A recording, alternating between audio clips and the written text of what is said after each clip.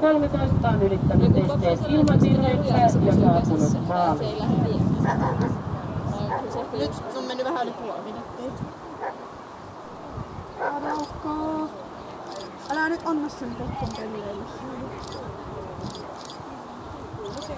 Tähän mennessä 5 luokkaa koulu- ja esteknateen jälkeen johtava Aada Vainikainen hevosella Riipo on ylittänyt esteet 1, 2, 3, 4 ja 5 virheistä.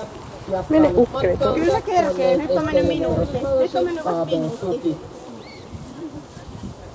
Ja tulos Katariina Kiander Rodman maastokokeesta 3,6 virhepistettä ja näin ylitetystä ilmanajasta aika 2 minuuttia 39 sekuntia. Siinä lopputulokselta 63,6. Ja kouluestekokeen jälkeen luokkaa johtava Aada Vainikainen ja Riipo on edennyt esteet 9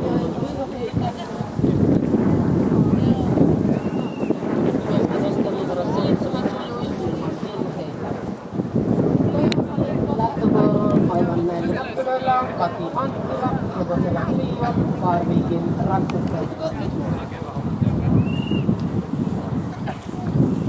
Ja tämä ratsasta numero 15 on suoriutunut esteestä 1 virheistä. Vainikaisen maastokokeeseen maali suoralla ja ratsasta pääsi myöskin maaliin.